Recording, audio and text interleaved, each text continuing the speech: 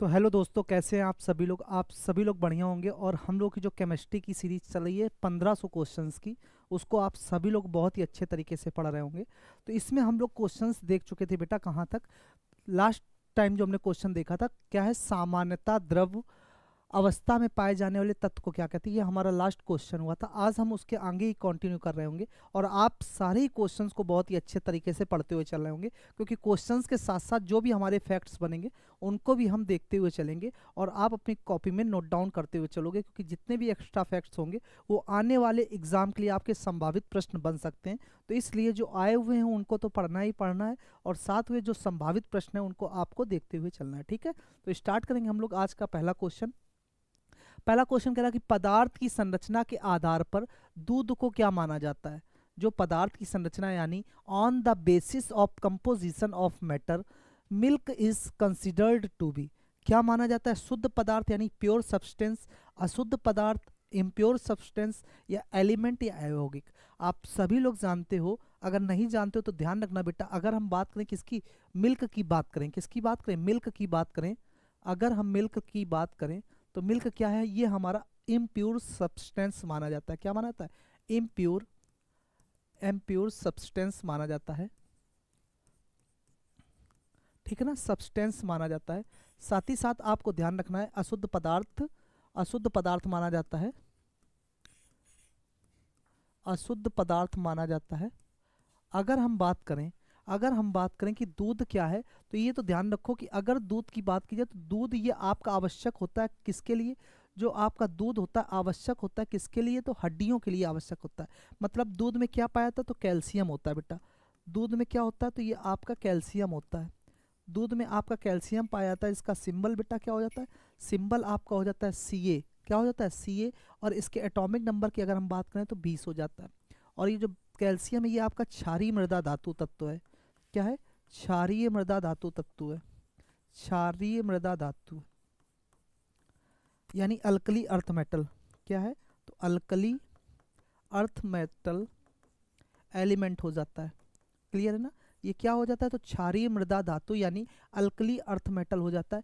अगर कहा जाए कि जो हमारा मिल्क यानी दूध होता है बेटा, अगर बात की जाए पेट में दुग्ध का पाचन कौन सा एंजाइम करता, तो आप कहोगे सर जो हमारा दूध है, पेट में दूध का पाचन रेनिन एंजाइम के द्वारा होता है। किसके द्वारा, पेट में दुग्ध का पाचन, पेट में पेट में दुग्ध का पाचन कौन सा एंजाइम करता है, दुग्ध का पाचन।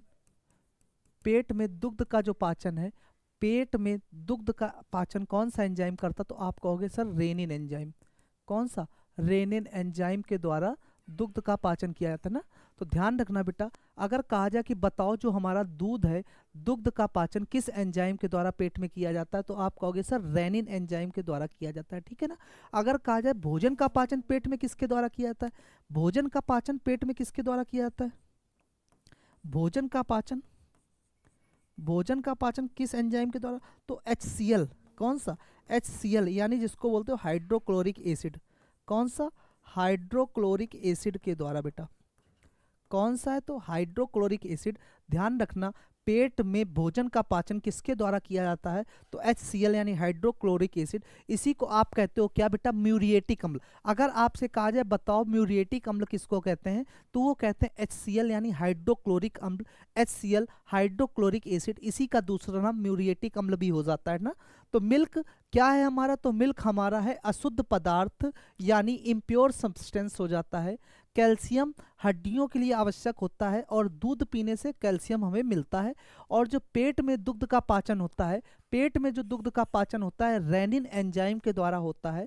और कैल्शियम क्षारीय मृदा धातु का तत्व है, क्षारीय मृदा धातु का तत्व यानी सेकंड ए ग्रुप में आता है, जिसका सिंबल Ca हो जाता है और प्रतीक बेटा क्या हो जाता है, Ca, और एटॉमिक नंबर 20 हो जाता है। ठीक, तो इम्प्योर सब्सटेंस यानी ऑप्शन नंबर क्या हो जाएगा, बी। अगर हम बात करें जो दूध होता है, दूध को अलग करने पर क्रीम या छाछ आदि बन जाती है क्या।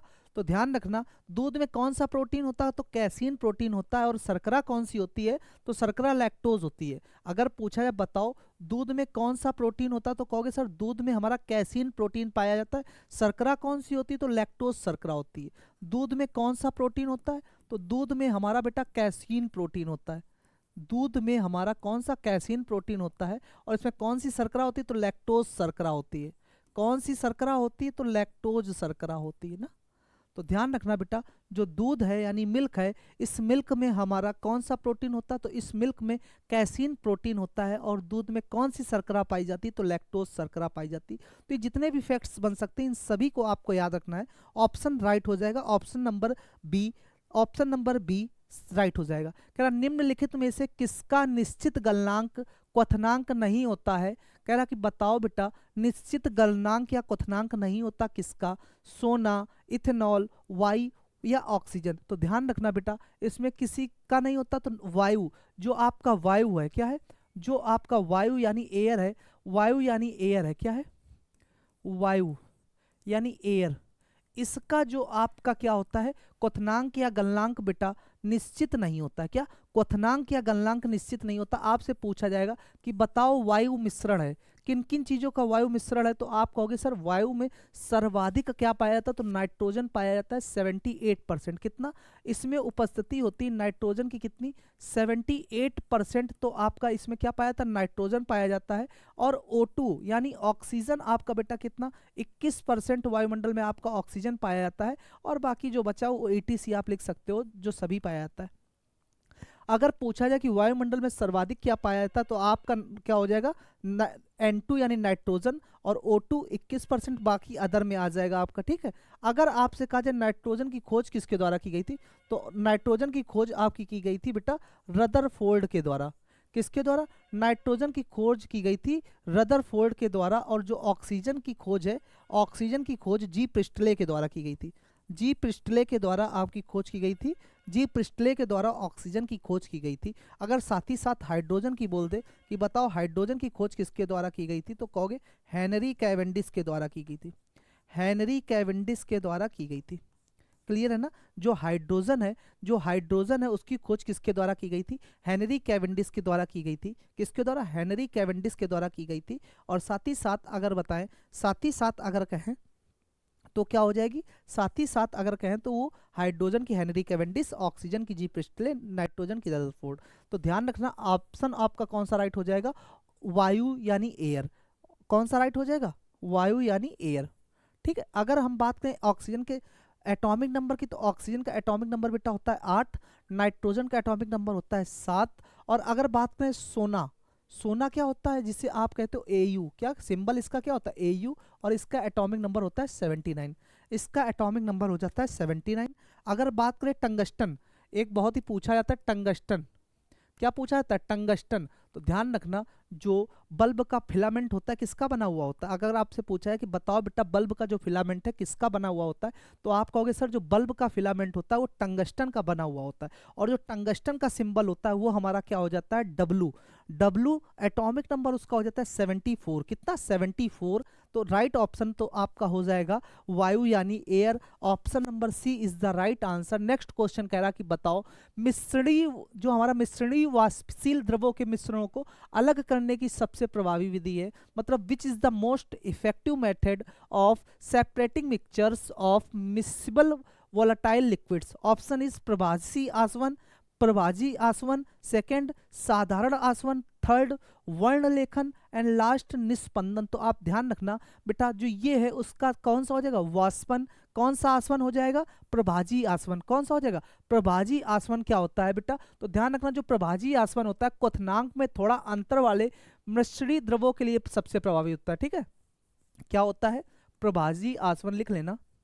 जो हमारा प्रभाजी आसवन होता है, जो हमारा प्रभाजी आसवन होता है बेटा, ये क्या होता है, तो प्रभाजी आसवन जो हमारा होता है, ये क्या होता है, तो जो प्रभाजी आसवन होता है में क्वथनांक में थोड़ा अंतर, क्या, क्वथनांक, क्वथनांक में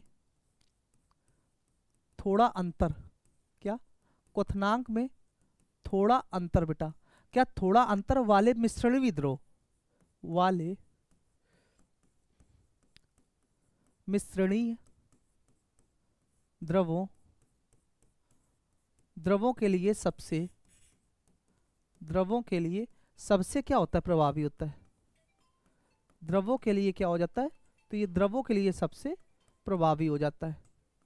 क्लियर है ना, सबसे मुख्य हो जाता है। ठीक है, अगर बात करें सबसे आम उदाहरण तो पेट्रोलियम शोधन, अल्कोहल जल अलगाव। अगर बात करें इसका जो सबसे क्या आम उदाहरण लिख लेना, सबसे आम उदाहरण की अगर बात कर लें, इसकी सबसे आम उदाहरण की अगर हम बात कर लें तो इसका सबसे आम उदाहरण क्या हो जाएगा, पेट्रोलियम शोधन, पेट्रोलियम शोधन बेटा, पेट्रोलियम शोधन, और साथ ही साथ क्या अल्कोहल जल अलगाव, अल्कोहल, अल्कोहल जल अलगाव, अल्कोहल जल अलगाव। क्लियर है ना, तो सबसे आम उदाहरण हो जाएगा आपका। तो ध्यान रखना बेटा, जो हमारा प्रभाजी आसवन है तो प्रभाजी आसवन क्वथनांक में थोड़ा अंतर वाले मिश्रणवी द्रवों के लिए प्रभावी होता है, और सबसे आम उदाहरण हो जाएगा इसका पेट्रोलियम शोधन और अल्कोहल जल अलगाव। ठीक है ना, तो ऑप्शन राइट हो जाएगा कौन सा, फ्रैक्शनल डिस्टिलेशन, यानी option number A is the right answer. ठीक है ना, नेक्स्ट क्वेश्चन कह रहा है कि बताओ ठोस की भंगुरता गुणधर्म के कारण। तो ठोस मतलब भंगुरता क्या है, अगर मान लो लोहा है, क्या है, लोहा है, और उस पर लोहे पर क्या बेटा जंग लग गई, लोहे के ऊपर जंग लग गई, तो एक क्वेश्चन यहाँ से सबसे पहला बनता कि लोहे को जंग से बचाने के लिए उस पर किसकी परत चढ़ाई जानी चाहिए। तो आपका जवाब होगा कि सर लोहे को जंग से बचाने के लिए उस पर हमें जिंक की परत चढ़ानी चाहिए। किसकी, जिंक की। पूछा जाएगा इस प्रोसेस को क्या कहते हैं, तो इसको कहते हैं गैल्वेनाइजेशन। क्या कहते हैं, गैल्वेनाइजेशन, जिसमें हम लोग जिंक की परत चढ़ाते हैं। और क्वेश्चन, अगर लोहे के ऊपर जंग लग गई है तो क्या हो जाएगा, ठोस तो था लेकिन जंग लगने से भंगुर यानी मतलब हल्का हो जाएगा, और अगर हल्का हो जाएगा तो वो क्या आसानी से टूट जाएगा बेटा, क्या होगा, आसानी से टूट जाएगा। और ऐसा क्या होगा, अगर होगा तो उसके छोटे छोटे टुकड़े भी हो जाएंगे। तो यही आपसे कहा गया कि बताओ ठोस की भंगुरता गुणधर्म के कारण, मतलब वो छोटे छोटे टुकड़ों में टूट जाते हैं, मतलब वे छोटे छोटे टुकड़ों में टूट जाते हैं, they break into small pieces. क्या होता है, ध्यान रखना, जो भंगुरता होती है ठोस का गुण जिससे कम बल पर टूट जाता है बिना विकृत हुए। लिख लो बेटा, लिख लो, क्या जो भंगुरता है, क्या है, जो भंगुरता है, जो हमारी भंगुरता है ठोस का गुण, किसका, ठोस का गुण, ठोस का गुण जिससे जिससे कम बल पर टूट जाता है, वो कम बल पर, कम बल पर टूट जाता है, कम बल पर क्या होता है, टूट जाता है बिना विकृत हुए, बिना विकृत हुए, बिना विकृत हुए। ठीक है ना, और सबसे मुख्य उदाहरण की अगर हम बात करें तो क्या हो जाएगा, सबसे मुख्य उदाहरण बेटा हो जाएगा कांच, चीनी मिट्टी। क्या, सबसे मुख्य उदाहरण की अगर हम बात करें, सबसे मुख्य एग्जाम्पल की बात कर लें हम, सबसे मुख्य उदाहरण की बात कर लें तो क्या हो जाएगा, कांच, चीनी मिट्टी, कांच, चीनी मिट्टी, कांच, चीनी मिट्टी। ठीक है, कांच हो गया, चीनी मिट्टी हो गया, तो ये सब हो जाएंगे। तो भंगुरता ठोस का गुण जिसमें कम बल पर भी टूट जाता है बिना विकृत हुए। सबसे मुख्य उदाहरण कांच, चीनी मिट्टी। ठीक है ना, तो ऑप्शन राइट हो जाएगा, वे छोटे टुकड़ों में टूट जाते हैं। क्या होता है, वे छोटे टुकड़ों में टूट जाते हैं। वह पदार्थ जिसका शुद्धिकरण बिना पिघले वाष्पित होकर किया जा सकता है। कहने का मतलब क्या कह रहा है, वह पदार्थ जिसका शुद्धिकरण बिना पिघले वाष्पित होकर किया जा सकता है। देखो, क्रिस्टलीकरण कहते हैं, आसवन कहते हैं, भाप आसवन कहते हैं, या उद्देलन कहते हैं। तो ध्यान रखना बेटा, इसको कहते हैं उद्देलन, इसको क्या कहते हैं, उद्देलन कहते हैं, जिसे सब्लिमेशन, क्या, सब्लिमेशन क्या कहते हैं, तो सब्लिमेशन बेटा, क्या कहते हैं, सब्लिमेशन। और उधर उद्देलन आपका लिखा हुआ है। अगर बात करें सब्लिमेशन की तो क्या है, ठोस से सीधे वाष्प, क्या, ठोस से सीधे वाष्प, ठोस से, ठोस से सीधे वाष्प में क्या हो जाता है, ठोस से सीधे वाष्प में परिवर्तित हो जाता है। फिर ठोस में शुद्धिकरण, फिर ठोस में शुद्धिकरण, फिर ठोस में शुद्धिकरण। ठीक है ना, सबसे आम उदाहरण की अगर हम बात करें तो आयोडीन। अगर इसका सबसे आम उदाहरण देखें तो आयोडीन हो जाएगा, अमोनियम क्लोराइड हो जाएगा। इसका सबसे आम उदाहरण हम देखें बेटा, सबसे आम उदाहरण इसका देख लें तो, सबसे आम उदाहरण इसका देख लें तो सोडियम क्लोराइड बेटा, सोडियम क्लोराइड हो जाएगा, जिससे आप क्या कहते हो, नमक यानी NaCl, NaCl, और साथ ही साथ एक और ले लो, नेफ्थलीन कह सकते हो या आयोडीन भी कह सकते हो। क्या कह सकते हो, आयोडीन भी कह सकते हो। क्लियर है ना। तो सब्लिमेशन यानी उद्देलन क्या होता है, तो उद्देलन हमारा होता है ठोस से सीधे वाष्प, फिर ठोस में शुद्धिकरण। और सबसे आम उदाहरण इसका होता है आयोडीन ले लो, नमक ले लो यानी सोडियम क्लोराइड, जिसे आप साधारण नमक कहते हो बेटा। और आयोडीन, अगर हमारे शरीर में आयोडीन की कमी हो जाए तो कौन सा रोग होता है, अगर हमारे शरीर में आयोडीन की कमी हो जाए तो घेंगा रोग होता है, और इसी को कहीं कहीं ग्वाइटर बोला जाता है। ग्वाइटर, ग्वाइटर भी इसी को बोला जाता है। तो आयोडीन की कमी से कौन सा रोग हो जाएगा, तो आयोडीन की कमी से घेंगा यानी ग्वाइटर रोग हो जाएगा। तो आपका जवाब हो जाएगा सब्लिमेशन। सब्लिमेशन यानी ऑप्शन नंबर डी हो जाएगा। सब्लिमेशन यानी ऑप्शन नंबर डी हो जाएगा। सब्लिमेशन यानी ऑप्शन नंबर डी हो जाएगा ना। तो कह रहा स्टेनलेस स्टील एक मिश्र धातु है। जो स्टेनलेस स्टील है इसमें क्रोमियम अक्सर निकिल, क्या क्रोमियम अक्सर निकिल मतलब सबसे बात करें तो इसमें क्या क्या होता, तो ऑप्शन तो आपका राइट हो जाएगा बी, लोहा क्रोमियम और निकिल। कहने का मतलब अगर हम बात करें जो हमारा स्टेनलेस स्टील है इसमें क्या पाया जाता है, तो लोहा क्रोमियम और निकिल बेटा इसमें सभी पाया जाता है। अगर हम बात करें स्टेनलेस स्टील की, अगर हम बात करें अपने स्टेनलेस स्टील की, तो इसमें क्या पाया जाता है, कहोगे सर लोहा पाया जाता है, ठीक है ना, लोहा पाया जाता है, और आपका क्या क्रोमियम भी पाया जाता है, लोहा पाया जाता है, क्रोमियम पाया जाता है, और क्या बेटा निकिल भी पाया जाता है। लोहा क्रोमियम और निकिल ये तीनों इसमें पाए जाते हैं। अगर आपसे कहा जाएगा बताओ लोहा क्रोमियम, इसका प्रतीक हो जाता है Fe, इसका हो जाता है Cr, इसका हो जाता है Ni, ये इसके सिंबल हो जाते हैं, ठीक है। और स्टेनलेस स्टील में ये तीनों ही पाए जाते हैं, लोहा क्रोमियम निकिल, यानी ऑप्शन नंबर बी आपका राइट हो जाएगा। ध्यान रखना इस स्टेनलेस स्टील में 10.5% यानी 10.5% कम से कम आपकी निकिल उपस्थित होनी चाहिए। क्या कम से कम निकिल होनी चाहिए, कितने परसेंट, तो आप कहोगे सर 12.5%। स्टेनलेस स्टील में न्यूनतम क्रोमियम अक्सल निकिल मतलब कितना 10.5% यानी 10.5% आप कह सकते हो। क्लियर है ना, क्लियर है ना। तो किसका होता है लोहा Fe, क्रोमियम Cr और निकिल क्या हो जाएगा। अगर बात करें इस स्टेनलेस स्टील का सर्वाधिक उत्पादन कहाँ होता है, सर्वाधिक उत्पादन बेटा आप कहोगे सर चीन में हो जाता है। इसका सर्वाधिक उत्पादन कहाँ हो जाता है, चीन में हो जाता है। क्लियर है ना।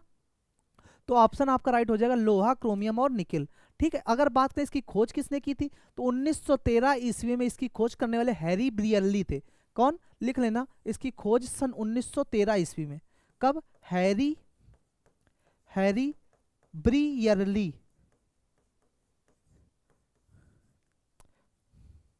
कौन थे बेटा, हैरी ब्रियरली।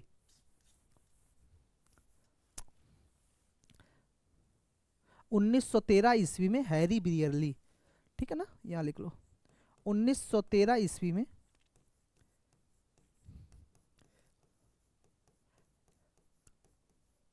किसके द्वारा, हैरी ब्रियरली के द्वारा की गई थी। किसकी खोज, स्टेनलेस स्टील की। तो ऑप्शन राइट हो जाएगा क्या, लोहा क्रोमियम और निकिल, ठीक है।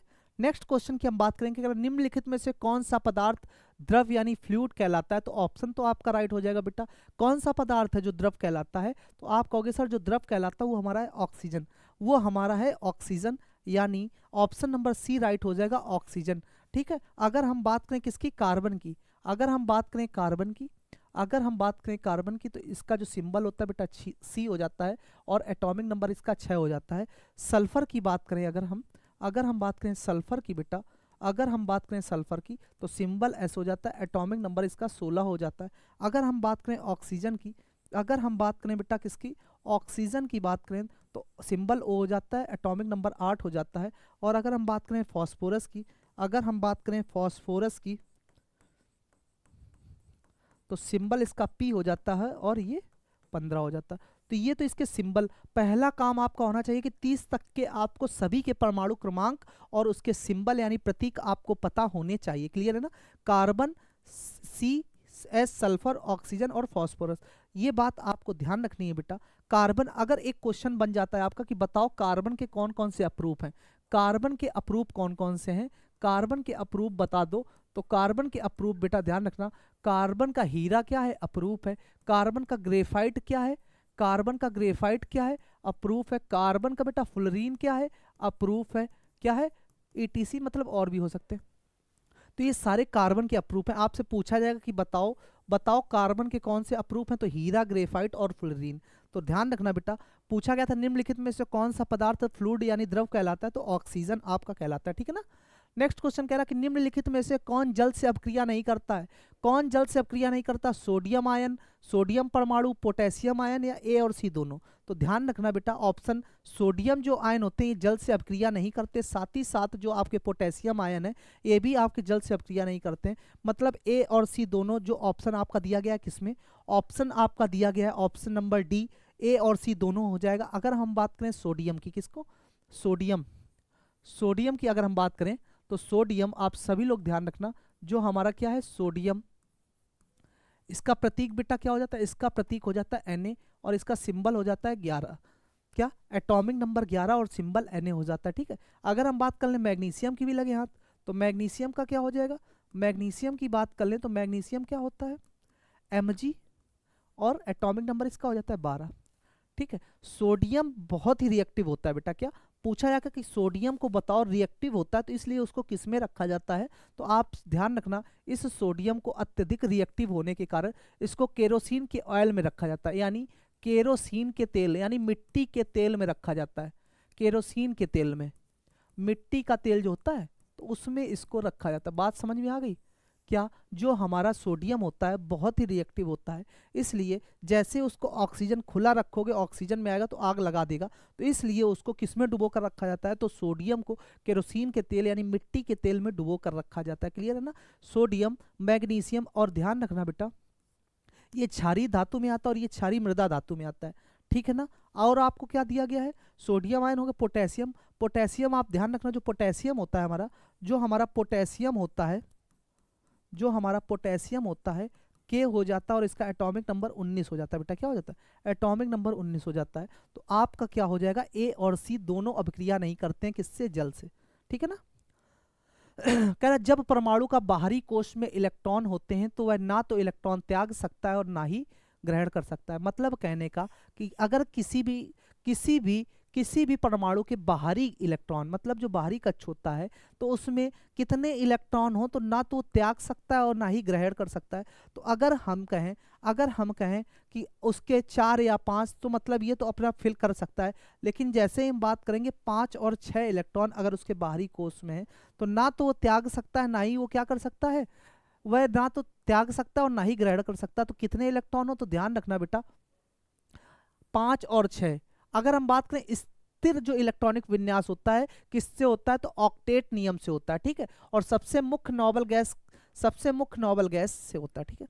तो क्या हो जाएगा आपका, जब परमाणु का बाहरी कोश में इलेक्ट्रॉन होते हैं तो वह ना तो इलेक्ट्रॉन त्याग सकता है और ना तो ग्रहण कर सकता है। तो क्या होगा, उसमें 5 से 6 इलेक्ट्रॉन आपके बाहरी कोश में होने चाहिए। क्लियर है ना, तो ऑप्शन नंबर बी आपका बेटा क्या हो जाएगा, राइट हो जाएगा।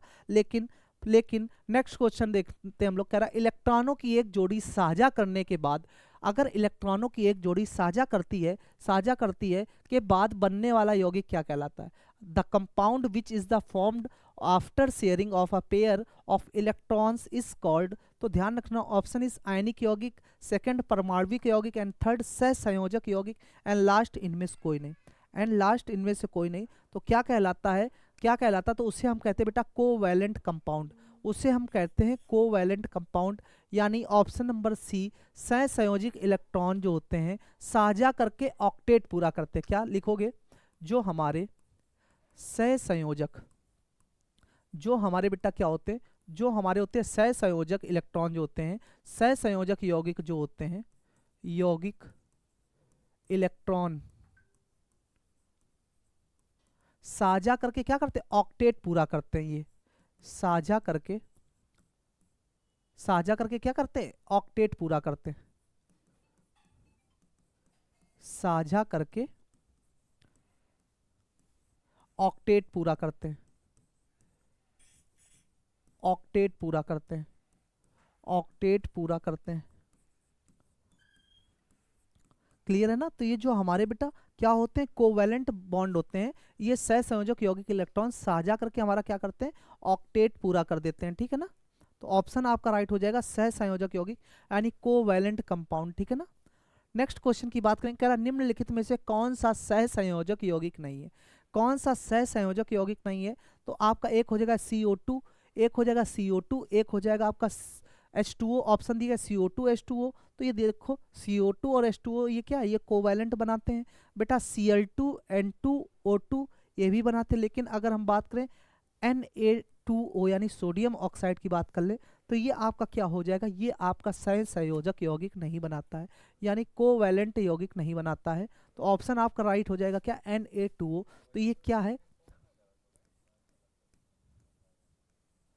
ये क्या है बेटा, तो ये आयनिक यौगिक है।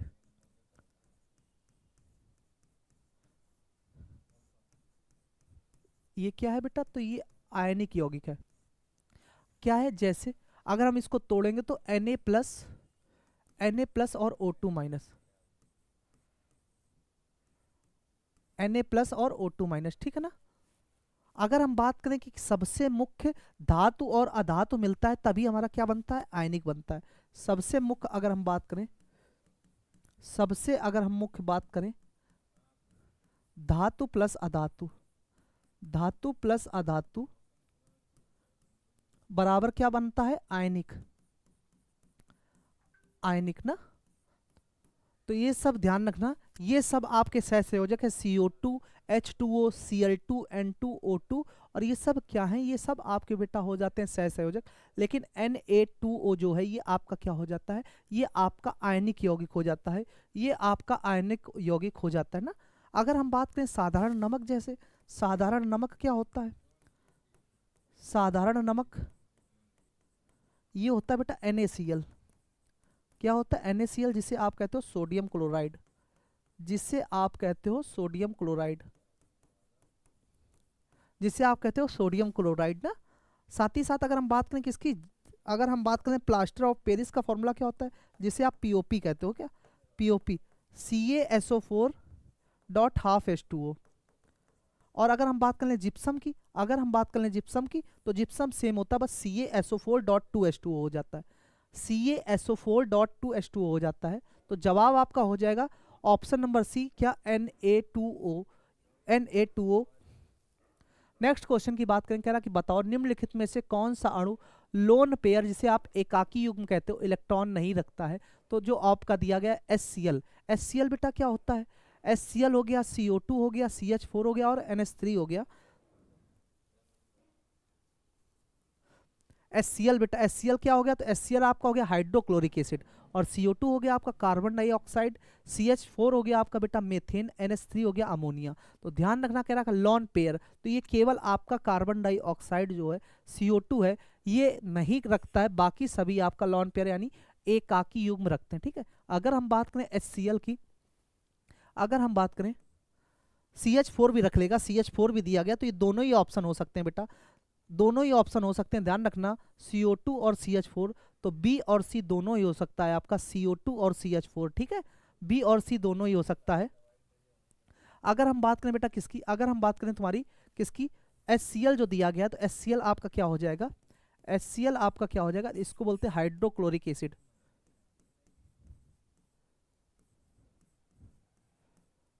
हाइड्रोक्लोरिक एसिड, ठीक है ना। दूसरा दिया गया क्या, CO2, CO2 यानी कार्बन डाइऑक्साइड, कार्बन डाइऑक्साइड, ठीक है। और थर्ड दिया गया CH4, CH4, CH4 का मतलब मेथेन, और लास्ट ऑप्शन दिया गया NH3 बेटा, NH3 होता है अमोनिया, अमोनिया, ठीक है ना। तो HCl जो होता है आपका बेटा हाइड्रोक्लोरिक एसिड होता है, और ये HCl क्या करता है, पेट में भोजन को पचाने का काम करता है, पेट में भोजन को पचाने का काम करता है, पेट में भोजन को, पेट में भोजन को पचाने का काम करता है, पचाने का काम करता है, ठीक है, पेट में भोजन को पचाने का काम कर देता है। क्लियर हो गया ना, HCl। तो ऑप्शन आपका राइट हो जाएगा, CO2 और CH4 दोनों ही हो जाएगा, ठीक है ना। नेक्स्ट कह रहा इलेक्ट्रॉनों की एक जोड़ी के साझाकरण के बाद बनने वाला यौगिक क्या कहलाता है। जो इलेक्ट्रॉनों की एक जोड़ी के साझाकरण के बाद जो यौगिक बनता है उसे क्या कहते हैं? आयोनिक यौगिक कहते हैं, परमाणु यौगिक कहते हैं, या सहसंयोजक यौगिक जिसे कोवैलेंट कंपाउंड कहते हो, या इनमें से कोई नहीं। तो ध्यान रखना बेटा, इलेक्ट्रॉनों की अगर हम एक जोड़ी की बात करें, एक पेयर की बात करें, तो उसके साझाकरण के बाद जो बनता है, उसके साझाकरण के बाद जो बनता है उसको हम कहते हैं सहसंयोजक यौगिक। उसको हम क्या कहते हैं? उसको हम कहते हैं सहसंयोजक। सहसंयोजक क्या कहते हैं? तो सह संयोजिक बंधन या तो ध्यान रखना, जो सहसंयोजक बंधक होता है इसमें क्या होता है? इलेक्ट्रॉनों की साझेदारी होती है बेटा। क्या जो सहसंयोजक बंधन होता है उसमें क्या होता है? इलेक्ट्रॉनों की साझेदारी होती है। और जो गैर धातु तत्वों के बीच बनता है, क्या होता है इसमें? इलेक्ट्रॉनों की साझेदारी होती है। इलेक्ट्रॉनों की इलेक्ट्रॉनों की इलेक्ट्रॉनों की साझेदारी होती है। इलेक्ट्रॉनों की क्या होती है? साझेदारी होती है। जो जो गैर धातु जो गैर धातु तत्वों के बीच बनता है, तत्वों के बीच बनता है। क्लियर है ना? जो सहसंयोजक बंधन होते हैं तुम्हारे, वो क्या होता है? तो इलेक्ट्रॉनों की साझेदारी होती है, जो गैर धातु तत्वों के बीच बनता है। उन्हीं को हम लोग बेटा क्या कहते हैं? कोवैलेंट कंपाउंड या सहसंयोजक यौगिक कहते हैं। ठीक है ना? तो ऑप्शन नंबर सी राइट हो जाएगा। नेक्स्ट क्वेश्चन देखो क्या कह रहा है। नेक्स्ट क्वेश्चन कह रहा है कि निम्नलिखित में से कौन सा, ये तो क्वेश्चन अभी कराया ही तुम्हें, इसका जवाब क्या हो जाएगा बेटा? इसका जवाब हो जाएगा CnA2O। पीछे क्वेश्चन था, इसको आप देख लोगे एक बार। कह रहा निम्नलिखित में से किस अणु में एकाकी जोड़ी नहीं है? एकाकी जोड़ी नहीं है। Option HCl, CO2, CH4, NH3। ये भी क्वेश्चन अभी आपको कराया है। क्या CO2 और CH4 क्या एकाकी जोड़ी नहीं है? तो CH4 और CO2, ये भी क्वेश्चन आपको कराया हुआ है, देख लेना आप एक बार। ये भी क्वेश्चन आपको अभी कराया हुआ है। नेक्स्ट ये क्वेश्चन देखेंगे हम लोग बेटा। ये क्वेश्चन देखेंगे, कह रहा कि निम्नलिखित में से कौन सा एंडोथर्मिक अभिक्रिया नहीं है? मतलब which of the following is not an endothermic reaction? क्या एंडोथर्मिक रिएक्शन? ऑप्शन दिए गए, option number A CaCO3। CaCO3 अगर हम देखेंगे तो रिएक्शन क्या होगी बताना। क्या अब अगर हम बात करें बेटा, एंडोथर्मिक जो होती हैं ये क्या करती हैं? तो ये ऊर्जा को अवशोषित करती हैं। जो हमारी एंडोथर्मिक अभिक्रियाएं होती हैं ये ऊर्जा को अवशोषित करती हैं, और जो हमारी एक्सोथर्मिक होती हैं वो क्या करती हैं? वो ऊर्जा को मुक्त करती हैं। वो क्या करती हैं? ऊर्जा को मुक्त करती हैं। ठीक है? तो अगर हम बात करें, देखो CaCO3 ये ऑप्शन के हिसाब से चले तो एंडोथर्मिक, इधर देखो एंडोथर्मिक क्या होती है पहले तो ये देख लो। एंडोथर्मिक रिएक्शन अगर हम बात करें, एंडोथर्मिक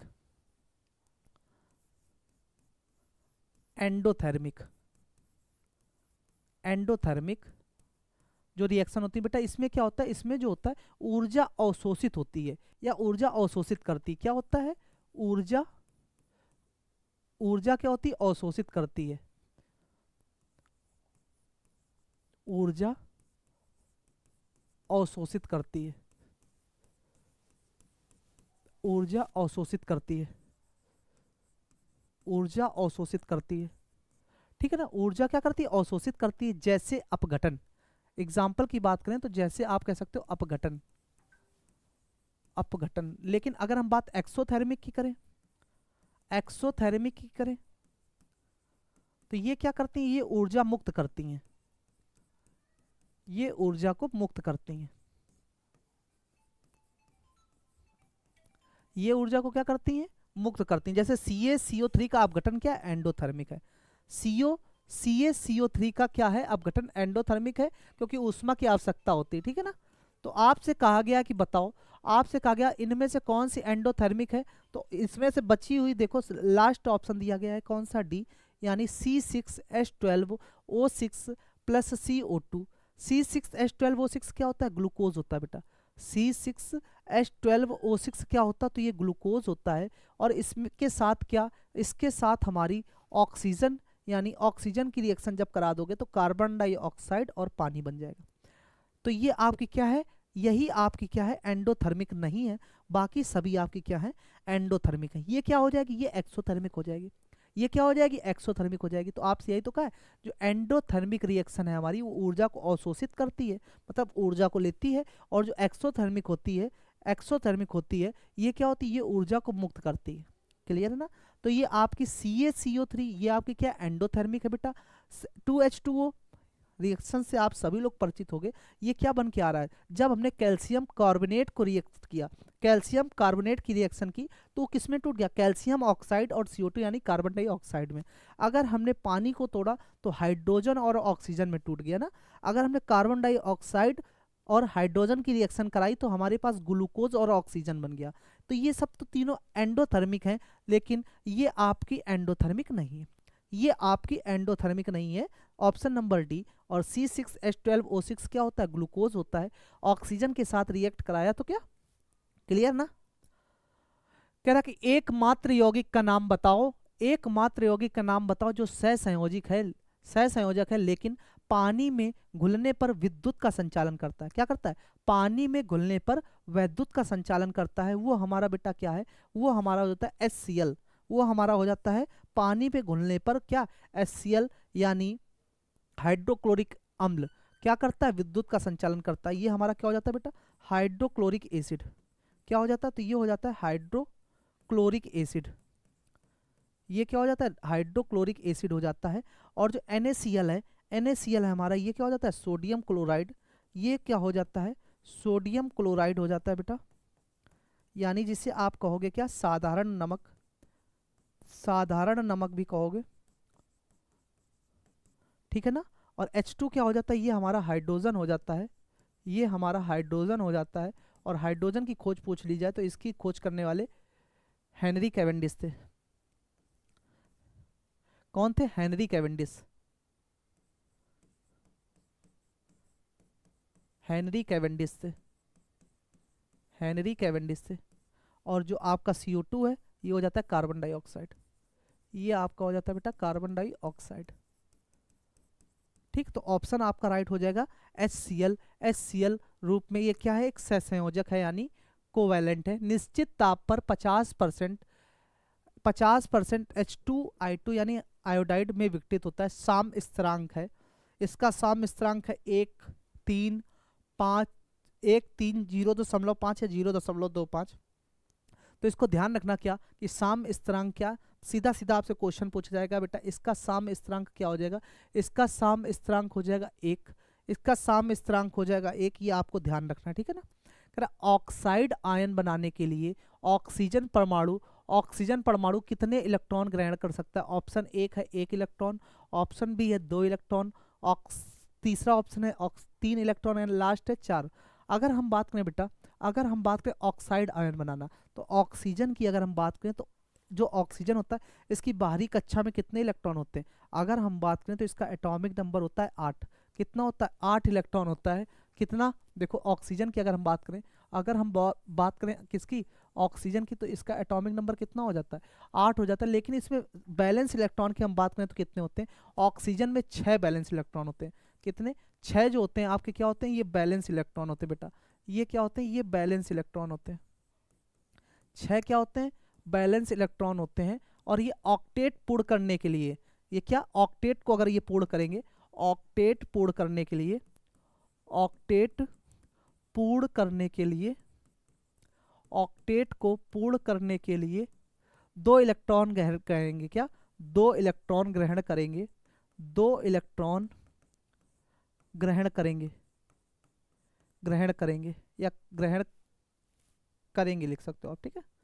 2 इलेक्ट्रॉन को ग्रहण करेंगे, मतलब ऑक्सीजन का जो एटॉमिक नंबर होता है 8 हो जाता है। इसमें बैलेंसी इलेक्ट्रॉन की बात करें तो 6 होते हैं। इनको पूर्ण करने के लिए 2 इलेक्ट्रॉन और चाहिए होते हैं, तो 6 और 2 और 8 हो जाएंगे। तो ऐसे ही क्या करेंगे, ऑक्टेट अपना पूरा करेंगे, यानी ऑक्टेट पूरा करेंगे तो क्या हो जाएगा, ऑप्शन नंबर बी।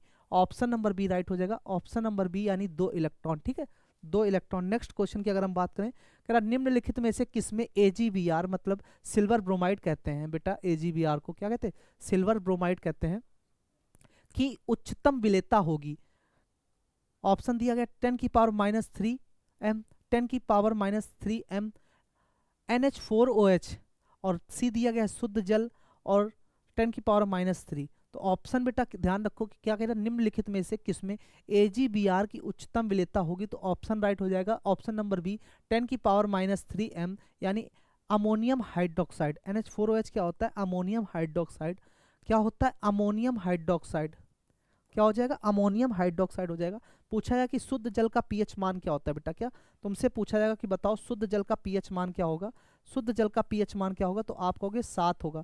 और अगर पूछा है शुद्ध जल का पीएच मान क्या होगा, तो 7 होगा। अगर इसकी प्रकृति की बात की जाए तो इसकी प्रकृति कैसी होगी, उदासीन होगी, क्योंकि एग्जैक्ट 7 है, ना 7 से ज़्यादा है और ना 7 से कम है। तो ध्यान रखना बेटा क्या हो जाएगी, 7 हो जाएगी।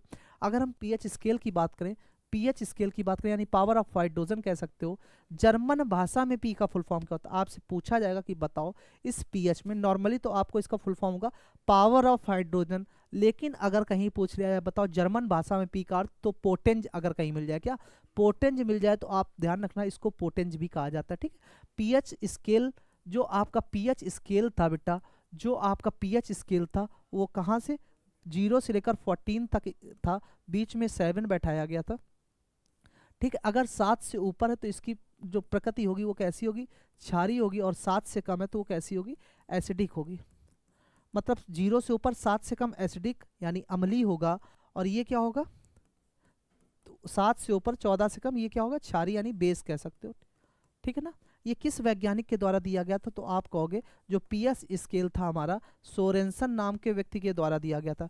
किसके, सोरेनसन नाम के एक व्यक्ति हुए जिनके द्वारा ये दिया गया, और इसका फुल फॉर्म बेटा पावर ऑफ हाइड्रोजन यानी हाइड्रोजन की सांद्रता, पावर ऑफ हाइड्रोजन यानी हाइड्रोजन की सांद्रता। अगर जर्मन भाषा में पी का अर्थ पूछे, अगर जर्मन भाषा में पी का अर्थ पूछे, तो आप कहोगे सर जर्मन भाषा में जो पी का अर्थ है वो पोटेंज हो जाएगा, वो क्या हो जाएगा, पोटेंज हो जाएगा, यानी ऑप्शन नंबर बी राइट हो जाएगा 56 का भी, ठीक है। नेक्स्ट क्वेश्चन की हम बात करेंगे, कह रहा कि सोडियम आयन में एक इकाई धनात्मक आवेश होता है, लेकिन सोडियम परमाणु में, सोडियम आयन में एक इकाई धनात्मक आवेश होता है, मतलब क्या 2 8 1 एटॉमिक नंबर इसका होता है 11 बेटा, एटॉमिक नंबर होता है 11, 2 8 और एक बाहरी कक्षा में 1 इलेक्ट्रॉन होता है। तो कह रहा बताओ सोडियम आयन में एक इकाई धनात्मक आवेश होता है, लेकिन सोडियम परमाणु में, तो सोडियम परमाणु ध्यान रखना बेटा इसमें कोई आवेश नहीं होता है, इसमें कोई आवेश नहीं होता है ना, इसमें कोई आवेश नहीं होता। अगर हम बात करें सोडियम की, तो सोडियम क्या है 11Na23 होता है, क्या होता है 11Na23 होता है, 11Na23 होता है। अगर हम बात करें इसमें, तो एक फॉर्मूला आपको बताया था, ध्यान कर लो कि क्या, Z बराबर P बराबर E, Z बराबर P बराबर E। तो Z का मतलब क्या होता है, Z आपका होता है परमाणु क्रमांक, Z क्या होता है, तो ये होता है परमाणु क्रमांक, Z क्या होता है परमाणु क्रमांक बेटा, P क्या होता है प्रोटॉनों की संख्या, प्रोटॉनों की संख्या, ठीक है ना। और E क्या,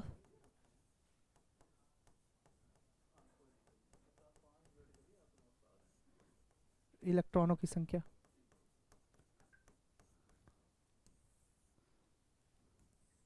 ठीक है ना। जो जेड है हमारा वो क्या हो जाता है बेटा, जेड हो जाता है परमाणु क्रमांक हो जाता है, और पी हो जाता है प्रोटॉनों की संख्या, और ई हो जाता है क्या, इलेक्ट्रॉनों की संख्या। ई हमारा क्या हो जाता है, इलेक्ट्रॉनों की संख्या हो जाता है, यानी नंबर ऑफ इलेक्ट्रॉन हो जाता है।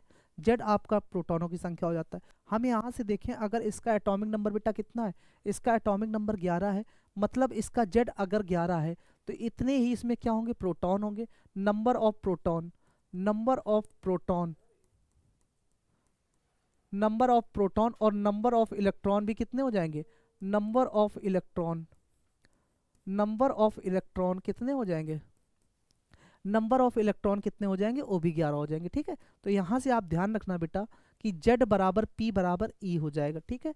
तो प्रोटॉन और न्यूट्रॉन कितने कितने हो जाएंगे, प्रोटॉन इलेक्ट्रॉन और परमाणु संख्या 11 हो जाएगा। लेकिन जैसे ही हम न्यूट्रॉनों की संख्या की बात करेंगे तो एक फॉर्मूला आपको ध्यान रखना है, A बराबर P प्लस N, A बराबर P प्लस N, जहाँ पर N आपका क्या है, नंबर ऑफ न्यूट्रॉन या न्यूट्रॉनों की संख्या। A यहाँ पर कितना है इसका भार 23, और अगर हम घटा दें बेटा प्रोटॉनों की संख्या, इससे प्रोटॉनों की संख्या घटा दें तो नंबर ऑफ न्यूट्रॉन कितने आ जाएंगे, नंबर ऑफ न्यूट्रॉन कितने आ जाएंगे, नंबर ऑफ न्यूट्रॉन बेटा 12 आ जाएंगे। बात क्लियर है ना। सोडियम में कितने न्यूट्रॉन होते हैं, तो आपसे पूछा जाए कि सोडियम में कितने न्यूट्रॉन होते हैं, तो आप कहोगे सर सोडियम में हमारे 12 न्यूट्रॉन हो जाते हैं, सोडियम में हमारे 12 न्यूट्रॉन हो जाते हैं। ठीक है, नेक्स्ट कह रहा नाइट्रोजन में किस प्रकार का बंधन मौजूद होता है, जो नाइट्रोजन है उसमें किस प्रकार का बंधन मौजूद होता है, ट्रिपल सहसंयोजक बंधन, डबल सहसंयोजक बंधन, आयोनिक बंधन। तो ध्यान रखना जो नाइट्रोजन है बेटा इसमें कौन सा ट्रिपल बॉन्ड होता है, जो नाइट्रोजन अणु है हमारा, नाइट्रोजन अणु है जो बेटा, नाइट्रोजन जो अणु है हमारा इसमें कौन सा, तो ट्रिपल सहसंयोजक बंधन, कौन सा, ट्रिपल, ट्रिपल सहसंयोजक, ट्रिपल सहसंयोजक बंधक होता है। ठीक है ना, मतलब आप कह सकते हो कि नाइट्रोजन के बीच में ट्रिपल बॉन्ड होता है, क्या होता है, ट्रिपल बॉन्ड होता है, नाइट्रोजन के बीच में क्या होता है, तो ट्रिपल बॉन्ड होता है बेटा, नाइट्रोजन के बीच में ट्रिपल बॉन्ड होता है। ठीक है, नाइट्रोजन के बीच में ट्रिपल बॉन्ड हो जाता है। तो हम बात करेंगे बेटा किसकी बात कर रहे थे, नाइट्रोजन में किस प्रकार का बंधन मौजूद होता है, तो आप कहोगे किसका, ट्रिपल बॉन्ड मौजूद होता है, यानी ट्रिपल सहसंयोजक बंधन होता है।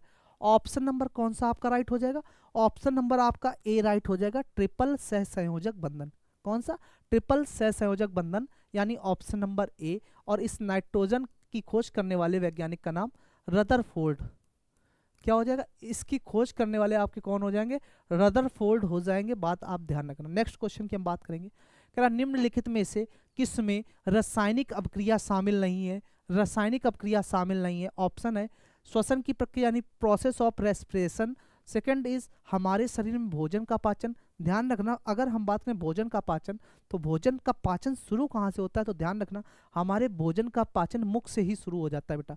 आपने भोजन खाया तो पाचन का मुख से ही आपका पाचन स्टार्ट हो जाता है, यानी डाइजेस्टिव सिस्टम।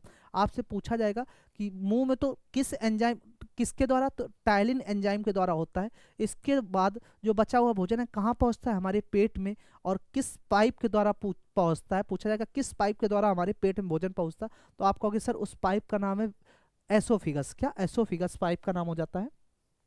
तो ध्यान रखना एसोफिगस। तो आपसे ऑप्शन दिया गया है कि ऑप्शन पूछा गया था अभिक्रिया शामिल है, तो ऑप्शन डी दिया गया है, मोमबत्ती के मोम का पिघलना जब गर्म किया जाता है, मोमबत्ती के मोम का पिघलना, मोमबत्ती के मोम का पिघलना जब क्या होता है, जब गर्म किया जाता है, क्या, जब गर्म किया जाता है। और पिघलना क्या है, यह एक भौतिक परिवर्तन है, क्योंकि कोई भी इसमें भौतिक परिवर्तन और रासायनिक परिवर्तन आपको बहुत ही अच्छे से पढ़ाया था कि जो रासायनिक परिवर्तन होता है इसमें पदार्थ बदल जाता है, क्या, जो रासायनिक परिवर्तन होता है इसमें पदार्थ क्या हो जाता है बेटा, बदल जाता है, मतलब पुराना पदार्थ नहीं बचता है या पुराना पदार्थ नहीं बन सकता है, ये हमारा रासायनिक परिवर्तन होता है। और जो भौतिक परिवर्तन होता है, भौतिक परिवर्तन में क्या होता है, नया पदार्थ नहीं बनता है। अगर हम बात करें पिघलना, अगर हम बात करें पिघलना, पिघलना की बात करें तो पिघलना हमारा क्या है, ये भौतिक परिवर्तन है, यानी फिजिकल चेंजेस है, क्या है, तो ये भौतिक परिवर्तन है, भौतिक परिवर्तन है। और कोई नया पदार्थ नहीं बनना, इसमें क्या होता है, कोई नया पदार्थ नहीं बनना,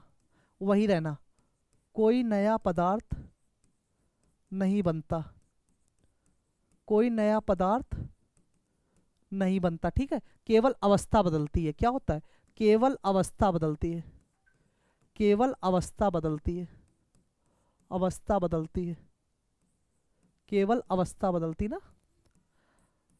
तो आपको हमने बताया था, ध्यान रखना दो तरह के परिवर्तन होते हैं, एक रासायनिक परिवर्तन, एक भौतिक परिवर्तन। जो रासायनिक परिवर्तन होता है इसमें क्या होता है, पदार्थ ही बदल जाता है, ना कि उसकी अवस्था बदलती है। जो पदार्थ था वो बदल के दूसरा रूप लेता है और पहले वाला पदार्थ नहीं बनता। जैसे हमने कहा था कि मान लो इधर दूध लिया, इसका हमने क्या कराया, केमिकल चेंजेस कराया, यानी रासायनिक परिवर्तन कराया, और इधर बन गया दही। तो दूध से दही बना, ये हमारा बेटा क्या हो गया, ये हो गया केमिकल चेंजेस, जिससे आप कहोगे रासायनिक परिवर्तन। क्या कहोगे, रासायनिक परिवर्तन कहोगे।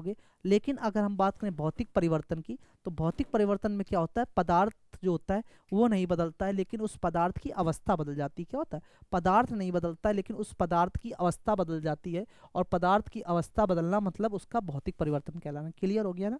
तो ये भौतिक और रासायनिक परिवर्तन है, और ये दो चीज़ें अगर आपने सीख ली तो एक पूरा टॉपिक है, यही वाला भौतिक और रासायनिक परिवर्तन का जो आप आसानी से कर रहे होगे। अगर आप इसको पहचाना सीख जा रहे हो कि पदार्थ है, अगर हमने इसका भौतिक परिवर्तन कराया, वही पदार्थ रहा और उसके साथ रहने के साथ साथ क्या हुआ, इसकी अवस्था बदल जाए। जैसे पिघलना एक लिया था अभी ना, पिघलना, तो हमने पिघलने के बाद उसकी क्या बदलेगी, अवस्था केवल बदलेगी, लेकिन पदार्थ क्या वही रहेगा। अगर प्लास्टिक को पिघलाओगे तो क्या होगा, कड़ी प्लास्टिक लोगे, उसका भौतिक परिवर्तन कराओगे तो उसकी अवस्था क्या होगी, पिघल जाएगी, लेकिन पदार्थ वही रहेगा। तो पदार्थ जब ना बदले, केवल अवस्था बदले, तो हमारा क्या है, भौतिक परिवर्तन है। लेकिन जिसमें पदार्थ ही बदल जाए, अवस्था से हमें मतलब नहीं, पदार्थ ही बदल जाए, अब वो पदार्थ ना बन पाए, तो वो हमारा क्या होगा, वो हमारा रासायनिक परिवर्तन हो जाएगा बेटा। तो ऑप्शन आपका राइट हो जाएगा कि मोमबत्ती के मोम का पिघलना जब गर्म किया जाता है। ठीक है ना। नेक्स्ट क्वेश्चन कह रहा एक एसिड जो बैगनी रंग के पोटेशियम परमैग्नेट, पोटेशियम परमैग्नेट क्या होता है, KMnO4 होता है। क्या होता है बेटा, पोटेशियम परमैग्नेट क्या होता है, KMnO4, ध्यान रखना, KMnO4, पोटेशियम परमैग्नेट क्या होता है, KMnO4 हो जाता है। पोटेशियम परमैग्नेट क्या होता है, KMnO4 हो जाता है। अगर हम बात करें, कह रहा है विलयन को रंगहीन कर सकता है, वह कौन है जो विलयन को रंगहीन कर सकता है, मतलब कलरलेस कर सकता है। ऑप्शन है आपके carbonic acid, citric acid, sulphuric acid, hydrochloric acid. ध्यान रखना पूछा जाएगा कार्बोनिक एसिड किस में पाया जाता है, तो कोल्ड ड्रिंक और सोडा में आपका कार्बोनिक एसिड पाया जाता है। सिट्रिक एसिड किस में पाया जाता है, यही सिट्रिक एसिड है जो आपका क्या है, जो आपका बेटा पोटेशियम परमैंगनेट जो है, पोटेशियम परमैंगनेट जो है यानी KMnO4 को क्या कर सकता है, विलयन को रंगहीन कर सकता है। और यही सिट्रिक एसिड किस में पाया जाता है, तो सिट्रिक एसिड आपका पाया जाता है नींबू और संतरा में बेटा। नींबू और संतरा में आपका कौन सा एसिड पाया जाता है, तो आप कहोगे सर नींबू और संतरा में हमारा सिट्रिक एसिड पाया जाता है। सल्फ्यूरिक एसिड कौन सा होता है, सल्फ्यूरिक एसिड होता है H2SO4, H2SO4। और ये सल्फ्यूरिक एसिड कहाँ पाया जाता है, तो सल्फ्यूरिक एसिड आपका बैटरी या उससे संबंधित चीज़ों में पाया जाता है। और हाइड्रोक्लोरिक एसिड कहाँ पाया जाता है, हाइड्रोक्लोरिक एसिड कहाँ पाया जाता है बेटा, हाइड्रोक्लोरिक एसिड कहाँ पाया जाता है, तो ध्यान रखना ये पाया जाता है हमारे पेट में, जो क्या करता है, भोजन को पचाने का काम करता है। पेट में भोजन को पचाने का काम करता है, भोजन को पचाने का काम करता है, भोजन को पचाने का काम करता है, भोजन को पचाने का काम करता है। क्लियर है ना बात। तो भोजन को पचाने का काम कौन करता है, HCl। और दुग्ध, पेट में दुग्ध को पचाने का काम कौन करता है, पेट में दूध को पचाने का काम, ये तो भोजन को करता ना, तो दूध को पचाने का काम कौन करता है, तो वो एंजाइम करता है, रेनिन एंजाइम बेटा, वो रेनिन एंजाइम। ध्यान रखना इस एंजाइम का नाम बहुत ही पूछा जाता है कि वो कौन सा एंजाइम है जो हमारे पेट में दूध यानी दुग्ध का पाचन करता है। तो ध्यान रखना पेट में दूध का पाचन का काम कौन करता है, तो रेनिन एंजाइम कर देता है। और पेट में जो हमारा भोजन है उसको पचाने का काम HCl यानी हाइड्रोक्लोरिक एसिड कर देता है। और यही HCl यानी हाइड्रोक्लोरिक एसिड, इसी का दूसरा नाम म्यूरिएटिक अम्ल यानी म्यूरिएटिक एसिड भी हो जाता है। क्लियर है ना। तो ऑप्शन आपका बेटा राइट हो जाएगा साइट्रिक या सिट्रिक एसिड, जो नींबू या संतरा में पाया जाता है, जो पोटेशियम परमैंगनेट यानी KMnO4 को, विलयन को क्या कर देता है, रंगहीन करने का काम कर देता है। क्लियर ना ये बात। नेक्स्ट क्वेश्चन देखेंगे हम लोग। कह रहा वह यौगिक जिसका एक एक विलयन क्षारी होता है, एक हो गया अमोनियम एसीटेट, एक हो गया अमोनियम क्लोराइड, एक हो गया अमोनियम सल्फेट, और एक हो गया बेटा सोडियम एसीटेट। तो ध्यान रखना, आप ध्यान रखना क्या, सोडियम एसीटेट, क्या सोडियम एसीटेट आप ध्यान रखोगे बेटा। ऑप्शन नंबर डी जो है ये तो इसका राइट आंसर हो जाएगा। और ऑप्शन दिए गए थे अमोनियम, अमोनिया, अमोनियम क्लोराइड क्या होता है, NH4Cl बेटा, अमोनियम क्लोराइड क्या होता है, NH4Cl। तो कुछ फॉर्मूले भी आपको ध्यान रखने जो केमिस्ट्री में कई बार पूछे गए हैं। अगर हम बात करें अमोनियम क्लोराइड की, किसकी बात करें, अमोनियम क्लोराइड की, अमोनियम क्लोराइड की बात करेंगे, अमोनियम क्लोराइड की बात करेंगे, तो इसका फॉर्मूला बेटा हो जाता है NH4Cl। क्या हो जाता है, ये क्या होता है, कमजोर क्षार और मजबूत एसिड का लवण है। ठीक है, ये क्या है, तो ये आप कहोगे सर कमजोर क्षार यानी वीक बेस होता है। क्या होता है, कमजोर क्षार, कमजोर क्षार, जैसे NH4OH कह सकते हो आप। और मजबूत एसिड, और मजबूत एसिड, और मजबूत एसिड बेटा, मजबूत एसिड ये क्या हो जाएगा, NHCl, HCl यानी हाइड्रोक्लोरिक एसिड का, इसलिए ये क्या है, अम्लीय विलयन। तो ये हो जाता है अमोनियम क्लोराइड बेटा NH4Cl, ठीक है ना। अगर हम बात करें एक होता है अमोनियम हाइड्रोक्साइड, वो होता क्या, NH4OH, अमोनियम हाइड्रोक्साइड यानी NH4OH, हाइड्रोक्साइड है ना, तो NH4OH। तो ये चीज़ें आपको ध्यान रखनी है बेटा। तो आपका राइट आंसर हो जाएगा वह यौगिक जो 1 विलयन क्षारी होता है, वो हो जाएगा आपका सोडियम एसीटेट, यानी ऑप्शन नंबर डी राइट हो जाएगा। तो ये आज के अपने क्वेश्चंस थे, आज के क्वेश्चंस थे बहुत ही ज़बरदस्त। इन आप सभी क्वेश्चंस को बहुत ही अच्छे से पढ़ोगे बेटा। ये जो प्रीवियस ईयर है वो बहुत ही अच्छे से आपको देखने, साथ ही साथ जो भी आपकी हमारी क्वेश्चंस की सीरीज है 1500, इससे बाहर आपको क्वेश्चन देखने को नहीं मिलेगा, क्योंकि एनए जो हमारी पोस्ट है उसमें 15 क्वेश्चन आप केमिस्ट्री के देख रहे होगे, और इससे बाहर आपको क्वेश्चन नहीं देखने को मिलेगा, ठीक है। तो आज जो हम लोगों ने पढ़ा है आप सभी लोग अपनी कॉपी में बहुत ही अच्छे तरीके से नोट डाउन करेंगे। कल हम लोग मिलेंगे नेक्स्ट क्लास के साथ। Thank you.